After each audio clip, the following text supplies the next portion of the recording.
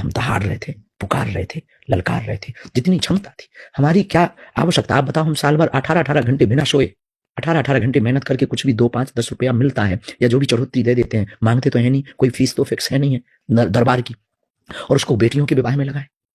हमें क्या पड़ी है कि हम भंडारा निःशुल्क करवाएं? तुम्हें दरबार भी लगाएं, तुम्हें चमत्कार भी दिखाएं, तुम्हें आशीर्वाद भी दें, तुम्हें मार्गदर्शन भी दें, तुमसे फीस भी ना लें, पर्चा भी हम अपना दें, भभूति भी हम अपनी दें, और भंडारा भी हम अपना दें। हमें क्या जरूरत पड़ी है? अच्छी खासी कथा करते, जिंदगी जीते, टाइम से सोते, टाइम से उठते, 6 किलो वजन क्यों करते? हम क्यों 190 किलोमीटर पैदल चलते? हमें क्या पड़ी है? क्या वायरल होने के लिए? वायरल तो हो ही चुके हैं। क्या पैसे कमाने के लिए? पैसे तो यहां पर खर्च हो रहे हैं।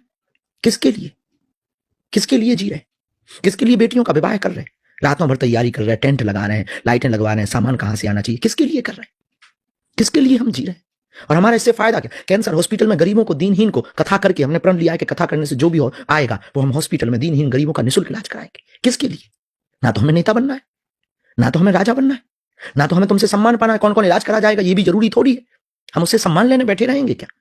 किसके लिए? हम अपने लिए कर रहे हैं। हमारी इसमें पड़ी क्या है? और हम चाहते ही क्या है? हम क्यों गालियां खा रहे हैं मुसलमानों की?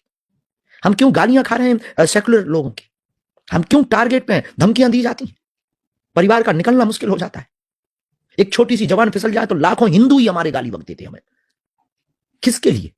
अपने लिए थोड़ी कर रहे हैं। कर तो हिंदुत्व के लिए ही रहे, और करेंगे भी उनके लिए। तो भैया लोगों को समझ में इसलिए नहीं आ रहा क्योंकि लोगों को अपनी अपनी भावनाओं से दिखाई पड़ता है, उन्हें एक पक्ष दिखाई देता है, दोनों पक्ष थोड़ी दिखाई देते। आप सुन के चौंकेंगे कि 1-1, 2-2 घंटे इस बात पे हमारे चले जाते हैं कि कोई बच्ची मुसलमान के साथ भग जाए तो उसको सिर्फ वार्तालाप करने में और समझाने में 2-2 घंटे लगते। गुस्सा होना पड़ता, चिल्लाना पड़ता, खुद का बाप बाप को पैसा देना पड़ता कि तुम यहीं रहो, हम हैं। किसके लिए? घर वापसी कराने के लिए कई लोगों को मकान बनवा के देना पड़ता है। किसके लिए? क्या जरूरत है हमें घर वापसी की? हमें क्या लेना देना? हम क्यों ये मोल लें? कुछ ना कुछ तो होगा अंदर, कुछ ना कुछ तो ज्वार होगा। किसके लिए हम ये गालियां सह रहे? क्यों सहेंगे? मंडलों की बैठक कर रहे, उन्हें चाय पिला रहे, उनको गाड़ियां लगाते हैं, किसके लिए? क्यों? आखिर क्या है? बनांचल में आदिवासियों के बीच में हम कथा करने अपना टेंट लगा के जाते हैं, खुद का भंडारा करते, और खुद उनको यजमान बनाते, मंच पे बुलाते। अभी 19 जनवरी को यहां पर आदिवासी जनजागृति सम्मेलन रखा, उन्हें बसें लगवाई, उन्हें बुलाया, उनकी कुरीतियों के बारे पर चर्चा की, उनकी समस्याओं पर चर्चा की, समाधान पर चर्चा की। किसके लिए? हमें क्या पड़ी? हमारे तो अपने ही संत हमें गाली बकते, फिर भी हम जवाब नहीं देते। क्यों? अगर हमने जवाब दे दिया तो सनातन पे लोग फिर मजाक बनाएंगे, मुसलमान कहेंगे पहले दोनों ही निपट लो फिर हमसे निपटना। किसके लिए? हमें क्या पड़ी? हम आपसे पॉडकास्ट पे इतनी बहस कर रहे हैं, किसके लिए?